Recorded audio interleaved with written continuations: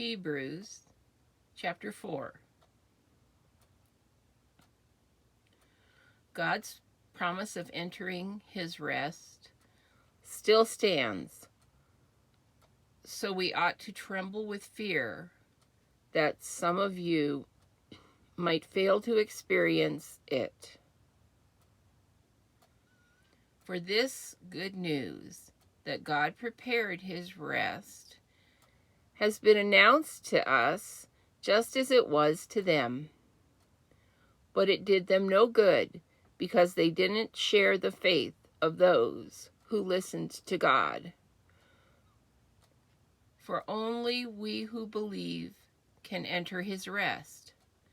As for the others, God said, "In my anger I took an oath. They will never enter my place of rest." Even though this rest has been ready since he made the world. We know it is ready because of the place in the scriptures where it mentions the seventh day. On the seventh day,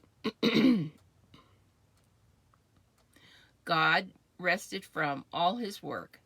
But in the other passage, God said, "They will never enter my place of rest."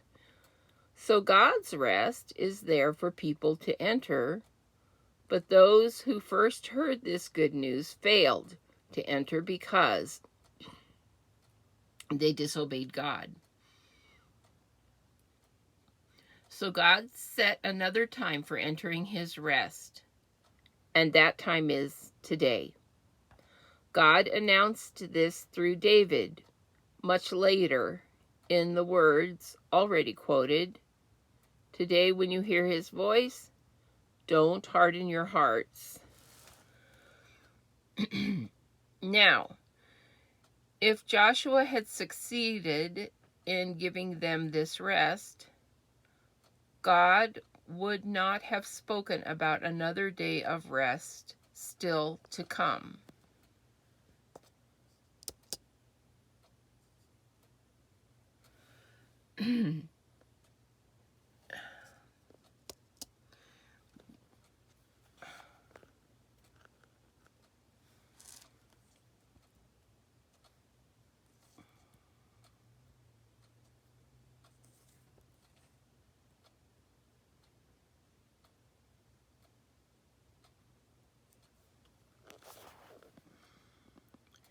So there is a special rest still waiting for the people of God. For all who have entered into God's rest have rested from their labors, just as God did after creating the world. So let us do our best to enter that rest. But if we disobey God, as the people of Israel did, we will fail. For the word of God is alive and powerful. It is sharper than the sharpest two-edged sword, cutting between soul and spirit, between joint and marrow. It exposes our innermost thoughts and desires. Nothing in all creation is hidden from God. Everything is naked and exposed before his eyes. And he is the one to whom we are accountable. So then, since we have a great high priest who has entered heaven, Jesus, the Son of God, let us hold firmly to what we believe. This high priest of ours understands our weaknesses, for he faced all of the same testings we do, yet he did not sin.